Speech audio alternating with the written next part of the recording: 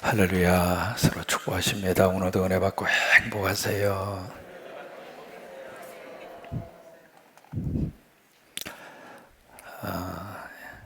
에스겔은 후반부에 들어서 가지고 취급하는 메시지의 내용이 회복입니다.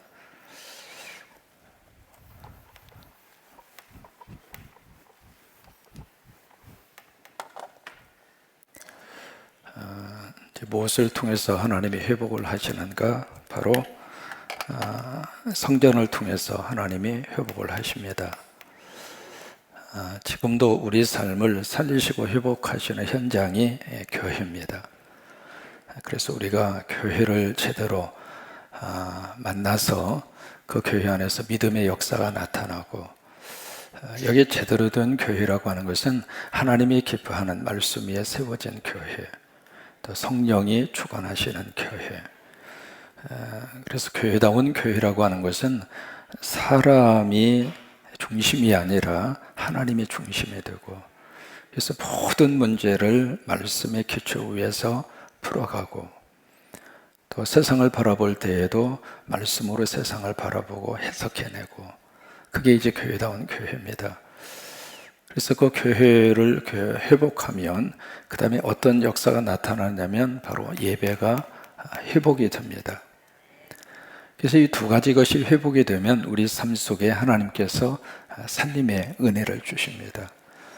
우리 영화부 유치부 속에 늘 예배가 회복되기를 축복합니다. 어린 영혼들이라 하더라도 예배하는 곳에 성령의 역사가 있고, 여러분, 성령님은 어른들에게만 임하는 그런 영이 아닙니다. 어린 생명들에게도 성령의 충만한 역사가 임할 수 있고, 그리고 어느 영혼이든지 하나님의 영은 그들 가운데 충만하게 임재를 합니다. 그래서 이 두 가지 것이 바로 회복을 일으켜 세워가는 두 개의 중심축입니다. 그래서 제가 늘 살면서 하나님의 내 인생 가운데 회복의 은혜를 주시옵소서. 무엇을 통해서 회복하는가? 첫째는 성전을 통해서, 두 번째는 예배를 통해서. 그래서 늘 우리 믿음 생활 가운데 이 두 가지의 중심축이 어느 한쪽이든지 무너지면 안 됩니다. 난 예배만 잘 드리면 되지 않아요. 예배 드릴 수 있는 교회가, 예배를 하나님 앞에 예배다운 예배를 드릴 수 있는 성전이 늘 믿음 안에서 회복이 돼야 합니다. 그래서 이제 하나님의 에스겔을 통해서 성전에 대한 모습을 쭉 이렇게 보여주시게 되는데, 여러분 이 40장부터 읽으면서 무슨 생각이 드시나 모르겠습니다. 참 첫 번째 드는 생각은 참 지루하다. 여러분 그런 생각을 지울 수가 없을 거예요. 왜냐하면 저도 읽으면서 참 지루한 느낌이 없지 않아 있기 때문에. 왜냐하면 여기에 녹과 같은 사람이 쭉 다니면서 지금 치수를 재잖아요.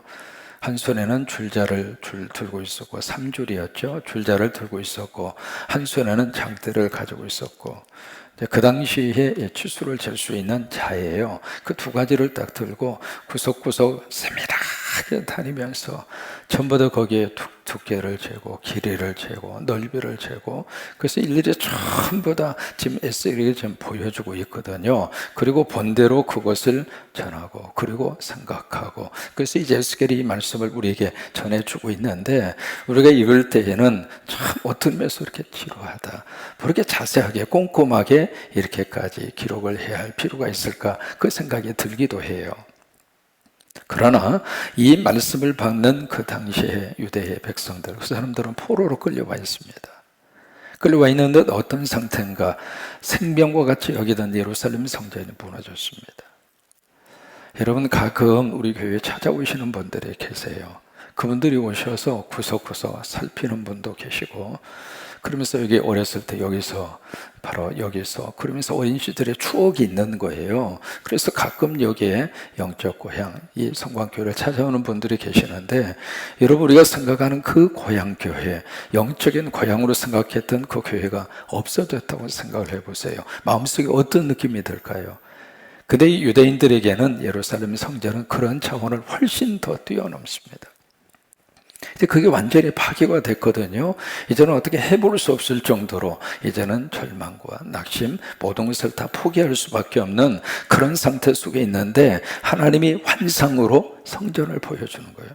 보여주는데 지금 어떻게 보여주고 있는가? 치수를 재면서. 치수를 재고 있다는 이야기는 다시 세우겠다 그 말이에요. 여러분, 하나님은 우리를 세우십니다.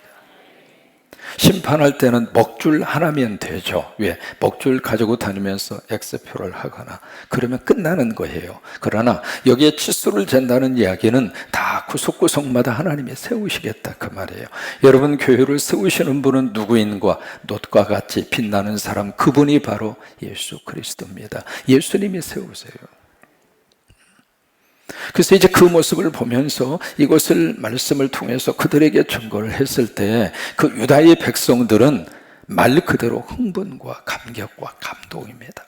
하나님이 다시 성전을 세우시는구나. 하나님이 다시 무너진 이 성전을 다시 일으켜 세우시는구나. 그래서 그분들의 입장으로 봐서는 이게 지루한 그런 장이 절대로 아닙니다. 말 그대로 순간순간마다 그 속에 감격이 있고 하나님의 역사하심에 대한 은혜가 있고 거기에 대한 감사가 터져 나오고 있고, 그것이 바로 이 에스겔서 40장 이하의 그런 말씀이에요. 전체적으로 한번 내용을 한번 위에서 이렇게 봤을 때 에스겔이 보았던 성전이 어떻게 생겼는가 전체적인 한번 그림을 통해서 여러분 한번 보시면 바로 이제 저 모습으로 나와져 있습니다. 저게 이제 이렇게 측면에서 바라보는 입체적인 그런 하나의 조감도가 되겠죠. 저기 보시면은 쭉 둘러싸서 지금 뭐가 이렇게 쳐져 있느냐면 담이 쳐져 있습니다. 담이 쳐져 있고, 그리고 눈으로 딱 들어오는 것은 우뚝 솟아있는 문 6개입니다. 그러니까 동문이 있고 북문이 있고 남문이 있고, 그 다음에 안쪽으로 들어가면 거기가 바깥뜰이라고 그러죠. 바깥뜰에서 다시 한번 안뜰로 들어갈 때 똑같은 구조로 동문이 있고 북문이 있고 그리고 남문이 있습니다. 그 다음에 거기에 상자처럼 보이는 것이 바로 방이거든요. 그 방이 모두 몇 개냐면 30개입니다. 30개의 방이 바로 담벼락 위에 쭉 하고 그렇게 만들어져 있고요. 그 다음에 이제 안쪽으로 들어가서 보면은 거기에 또다시 방들이 30개 방들이 3층 구조로 되어 있습니다.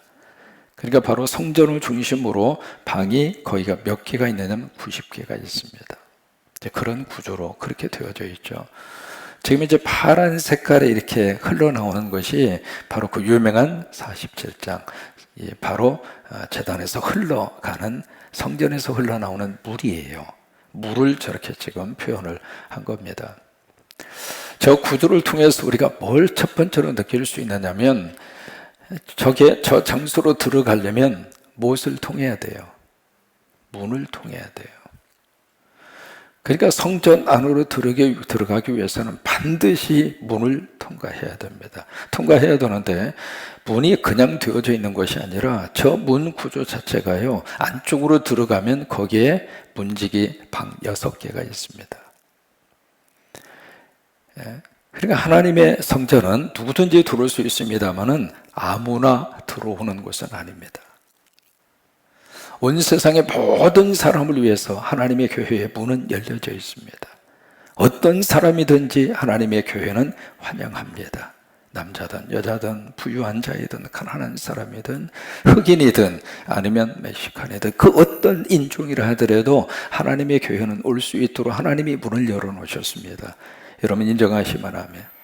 그러니까 내 마음에 안 든다고 그래서 저 사람 교회 오면 안 돼? 그러면 그것은 하나님의 시각이 아닙니다.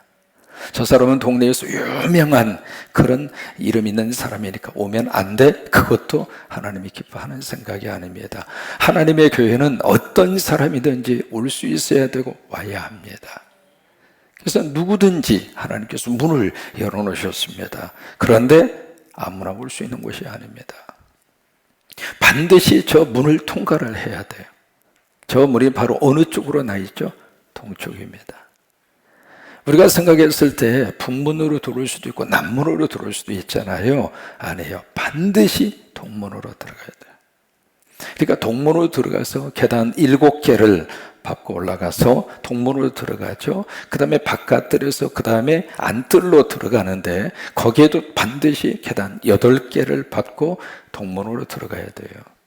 그 다음에 거기에 성소와 지성소가 있는 그곳으로 들어갈 때에는 계단 9개를 받고 올라갑니다. 그러니까 하나님의 거룩한 성소가 있는 거기까지 계단이 몇 개냐면 24개입니다. 여러분, 성경에서요, 참 이 성경이 얼마나 기가 막히게 우리에게 말씀을 주시는지 우리가 조금 자세히 들어가서 거기서 살펴보고 알면 그 모든 것들 속에 하나님의 의미가 있습니다. 우리가 몰라서 깨닫지 못하는 것뿐이죠. 그러면 왜 동쪽 문을 통해서 이 성전 안으로 들어가도록 그렇게 역사를 하셨을까? 여러분, 에스겔서 43장에 가서 보시면 하나님의 영광이 어디를 통해서 들어오는가 잠깐 한번 찾아가 보세요. 43장 2절입니다. 2절 같이 한번 읽습니다. 이스라엘 하나님의 영광이 동쪽에서부터 오는데 하나님의 음성이 많은 물소리 같고 땅은 그 영광으로 말미암아 빛나니. 지금 하나님의 영광이 어느 쪽을 통해서 들어와요? 동쪽을 통해서 들어옵니다. 그러니까 하나님의 영광이 들어오는 쪽이 바로 동쪽이었다 그 말이에요. 또 하나, 동쪽이라고 하는 것은 바로 해 뜨는 곳입니다. 해 뜨는 곳이라고 하는 것은 성경의 역사의 시작점입니다. 그러니까 우리가 하나님의 성전에 딱 들어오면서 우리는 성령의 거룩한 역사와 은혜를 힘입고 들어옵니다. 오늘 이 새벽에 여러분들이 교회에 왔다는 자체가 성령의 역사입니다. 성령님이 이 시간 우리를 모으신 거예요. 성령님이 우리로 하여금 동쪽으로 들어오게 하신 거예요. 그러면서 이 성전을 들어올 때 담을 넘어서 들어오는 사람이 있다면 그것은 사꾼이요 도둑놈이라 요한복음 10장이 말씀을 하시고 있죠. 그래서 요한복음 10장 9절에 보시면은 그렇게 말씀을 하시고 있습니다. 한번 중요하니까 요한복음에 가셔서 요한복음 10장 9절 말씀 한 군데만 찾아서 보십니다.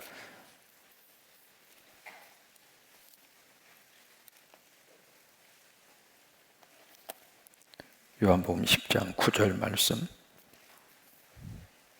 함께 있습니다. 내가 문이니 누구든지 나로 말미암아 들어가면 구원을 받고 또는 들어가며 나오며 꼴을 얻으리라. 여기 내가 문이다. I am the gate. 게이트라 그 말이에요.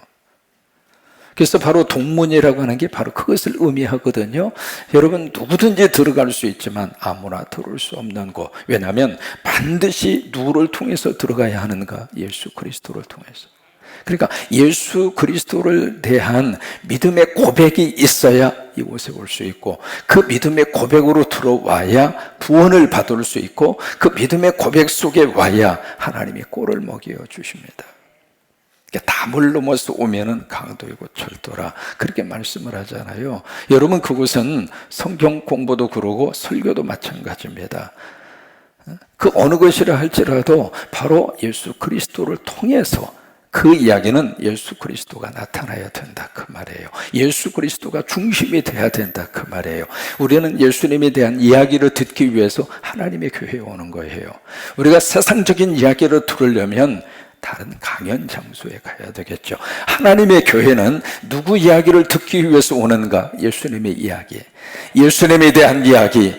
그래서 우리 영아 유치부 친구들에게 예수님을 가르쳐주네요.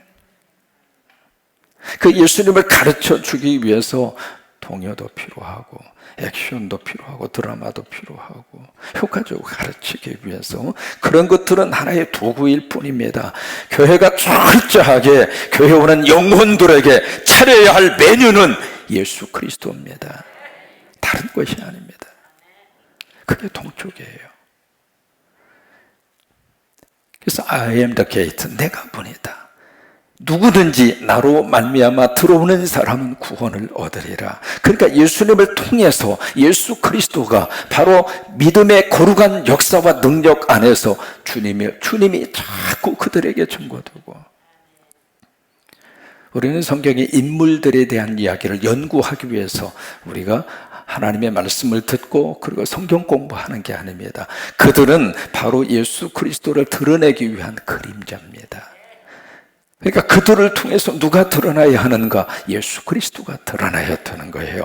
다윗을 통해서 우리는 다윗의 위대한 인물상 그것을 연구하고 공부하는 사람들이 아닙니다. 다윗도 인간입니다. 아브라함도 그러고 모세도 그러고. 그래서 철저하게 우리가 동문으로 들어가야 돼요. 예수 그리스도를 통해서 들어가야 돼요. 그때 주님이 우리를 살리시고 우리에게 꼴을 먹여 주시고. 그래서 이제 동문을 향해서 이렇게 들어가도록 그렇게 역사를 하죠. 다시 한번 전체 조감도를 한번 띄워줘 보세요. 바로 이제 들어갑니다. 들어가서 바깥들로 가잖아요. 바깥들로 해서 이제 쭉 그 다음에 안뜰로 들어가는 동문을 통해서 이제 들어가면 거기에 안뜰이 나옵니다. 안뜰에서 가장 먼저 만나는 것이 바로 뭐냐면 번제단입니다. 번제단인데 이것을 공중 위에서 이렇게 내부를 들어가서 이렇게 보면 그 번제들이 놓여져 있는 그 위치가 기가 막힌 위치입니다. 저기 이제 안뜰이잖아요. 안뜰에 이제 번제단이 그렇게 놓여져 있는데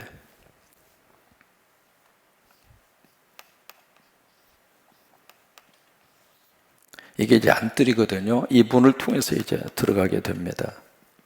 들어가면 여기가 안뜰인데 이 안뜰 어디 위치해져 있느냐면 이 안뜰을 정확하게 쭉 이렇게 표시를 하면 정 가운데 여기에 번제단이 놓여져 있습니다.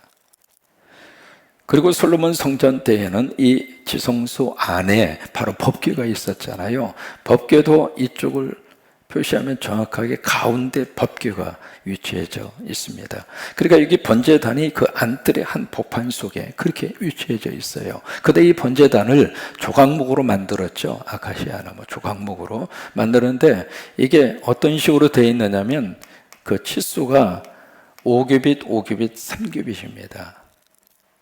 그러니까 가로, 세로가 5규빗, 5규빗, 높이가 3규빗입니다. 그러니까 이 치수로 이 번제들을 만든 이유가 있습니다. 여기 5라고 하는 것은 어떤 의미를 갖느냐면 두 가지의 뜻이 있습니다. 첫째는 고통이요, 두 번째는 책임의 의미가 있습니다. 그래서 그 베데스다 연못에 거기 병든 자들을 쭉 이렇게 찾아오잖아요. 찾아오는데 그 베데스다 연못에 거기에 행각이 몇 개냐면 5개입니다. 이게 고통의 의미입니다. 고통. 그 다음에 수가성의 여인이 남편이 몇 명이 있었느냐면 5명이 있었습니다. 왜 5명의 남편을 갈아치웠을까? 고통이라 이 말이에요. 고통. 그래 이 번제단은 어떤 의미냐면 바로 우리가 짊어지고 있는 모든 고통을 여기서 해결하는 거예요. 이 번제단에서 다 해결하는 거예요. 살면서 가졌던 고통, 그리고 이웃과의 관계 속에서의 고통, 그 다음에 결혼해서 자식 낳으면서 그러면서 가졌던 고통, 그리고 먹고 사느라고 그냥 그 고통, 그 고통을 어디서 해결하는가? 이 번제단에서 해결하는 거예요. 그래서 5라고 하는 치수로 5규빗 그것을 이제 만들었고, 이 3이라고 하는 것은 바로 하나님의 숫자입니다. 그 고통을 누가 해결을 해 주시는가? 하나님이 해결하시는 거예요. 그러니까 번제단 하나라 하더라도 그 번제단을 만들 때 그 모든 치수 속에 그런 의미를 담아서 번제단을 만들어 놓은 거예요. 그러니까 우리가 이 에스겔이 보았던 이 새 성전에 치수 가운데 좀 자세히 들어가서 보면 그 모든 치수 속에 영적 의미를 다 담아놓고 우리에게 말씀을 하시고 있는 거예요. 그냥 이것을 슬쩍 지나가서 아, 에스겔이 봤구나. 그리고 우리는 47장으로 빨리 가고 싶은 거예요. 왜? 성전 문지방에 물 빨리 거기 가서 수영하고 싶어서. 그 물 속에 빨리 들어가고 싶어서. 물론 하나님이 그 은혜를 허락을 해주세요. 그래서 성전을 통해서 하나님이 생명의 강수를 막 우리에게 폭포수처럼 하나님이 쏟아부어 주셔서 이게 지나가는 장소마다 영화부가 살고 유치부가 살고 우리 삶의 자리가 살고 죽었던 진펄과 개펄들 소금기로 쪄들어 있었던 그런 강변들이 쫙 살아나서 거기에 생명수의 나무들이 풍성한 열매를 맺고 우리 47장으로 빨리 가고 싶은데 사실 40장에서 46장까지 그 치수 하나하나 속에 엄청난 영적 의미를 담아서 우리에게 주시는 거예요. 하나님의 말씀은 아는 것만큼만 보입니다. 그래서 말씀 공부 속에 우리가 온 힘을 기울이면 그 말씀이 너무 풍성하게 옵니다. 그 말씀의 의미가 그렇게 달콤하게 우리에게 느껴질 수가 없는 거예요. 바로 그런 것처럼 이 번제단 하나만 보더라도 그 말씀 속에 의미를 담고 있는 거죠. 이 번제단에서 그래서 용서함을 받고 죄의 문제를 해결하고 그러고 나서 성전, 바로 성소와 지성소 안으로 들어가는 거예요. 그래서 어제 우리가 살펴본 대로 이렇게 바깥들을 감싸고 있는 담장이 있잖아요. 딱 어떻게 해서 여기까지 들어왔어. 동문으로 들어와서 이 안에서만, 그냥 바깥들에서만 막 여기서 놀고 계시는 거예요. 야, 여기가 좋네, 참 좋네. 그리고 바깥들에만 있으면 아직 신앙생활의 깊이 속에 못 들어가는 거예요. 그냥 하나님의 교회에 오긴 왔는데 와서 그냥 여기서 기워 저기서 기워 그러고 있으면은 진정한 의미에서의 하나님과의, 영어로만 encounter with God, 하나님과의 만남의 역사가 내 삶 속에서 없다 이 말이에요. 습관적인 종교인으로 전락하는 거예요. 바깥들에서만 있으면 안 됩니다. 다시 어디로 가야 하는가? 안으로 들어가셔야 됩니다. 들어가셔서 이게 번제단을 만나야 돼요. 번제단을 만나서 번제단 속에서 내 삶 속에 이 고통에 대한 문제, 그리고 여기에 책임에 대한 문제, 손가락 발가락이 5개잖아요. 책임에 대한 문제거든요. 그 짐이 보통 무거운 게 아니에요. 결혼하면 행복할 줄 알았는데 그때부터 경제적으로 져야 할 책임 한두 곳도 없고, 자식 나오면 태어난 그 자식 기르면서 아라라 깎고 같이 웃어주어서 좋았지만은 그 자식을 향해서 끝까지 지금 AS 기간이 얼마나 많이 드러났습니까? 죽을 때까지 그 자식 짊어지고 뒷바라지 해줘야 되고, 그러니까 우리의 책임이라고 하는 게 한도 끝도 없습니다. 이게. 그렇다면 이것을 어디서 우리가 좀 이 문제를 우리가 좀 맡기고 좀 마음 편하게, 그리고 조금 더 우리가 내 고통에 대한 문제를 좀 해결하고 살아갈 수 있겠는가? 그게 번제단입니다. 여기 와서 나 혼자 짊어지고 했던 이 책임을 주님에게 맡겨드리면서, 주님 도와주세요. 왜? 수고하고 무거운 짐진 자들아 다 내게로 와라. 그래서 주님에게 가는 겁니다. 그것을 주님에게 맡겨드리면서 주님 함께 좀 해주시죠.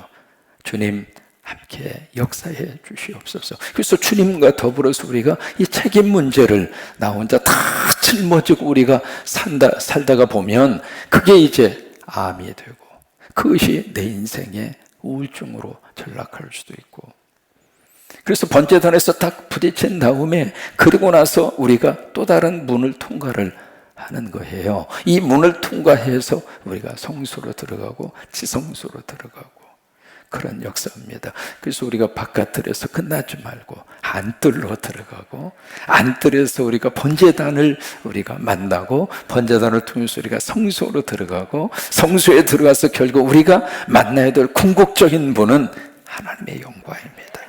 그래서 영광이 동문을 향하여 쫙 하고 하나님의 성전에 들어오는데, 그 성전에 들어오면서 성전이 회복이 되고, 그러면서 그 속에서 예배가 회복이 되니까 그 삶 속에 하나님께서 이 회복의 은혜를 쏟아부어 주시는 거예요. 여러분 힘들수록 하나님의 교회 예배가 회복이 돼야 돼요.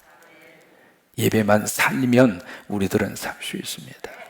예배만 제대로 하나님 앞에서 이 예배가 풍성한 하나님의 은혜로 예배 때마다 하나님의 영으로 충만히 임재하셔서 예배자들을 만져주시고, 예배자들을 기억해 주시고, 예배자들에게 은혜를 허락하여 주셔서 예배만 살면 그 어떤 환경 속에서도 다 살 수 있습니다. 그래서 히브리서에 있는 말씀처럼 너희는 때가 돼서 모이기를 패하는 어떤 자들의 습관과 같이 하지 말고 모이기에 더 힘을 써라. 왜? 거기에 내 인생의 열쇠가 있습니다. 여러분 그 은혜가 충만하시기를 주의 이름으로 축원합니다. 여러분 계속해서 이 장면들이 더 깊이 이렇게 들어갑니다. 들어가는데 왜 여기에 90개의 방이 필요할까? 그리고 이 사이에 왜 30개의 방을 그렇게 두었을까? 그리고 문에 들어가는데 왜 6명의 문지기들을 거기다가 두었을까? 그리고 담벼락은 왜 3m, 3m로 그렇게 높이 그렇게 그리고 두껍게. 그것뿐만이 아닙니다. 이쪽에 안으로 들어가서 보시면 여기에 이 성전을 감싸고 있는 이 담벼락도 보통 담벼락이 아닙니다. 그리고 이 에스겔이 보았던 이 성전은 그동안에 지어졌던 솔로몬이나 수르바벨 그들 성전과 비교를 해볼 때 비교할 수 없을 정도로 엄청납니다. 그런 성전을 에스겔을 통해서 우리에게 보여주시면서 우리에게 무엇을 주시고 싶은가? 바로 회복의 역사입니다. 그런 은혜가 넘치시게 되기를 주의 이름으로 축원합니다.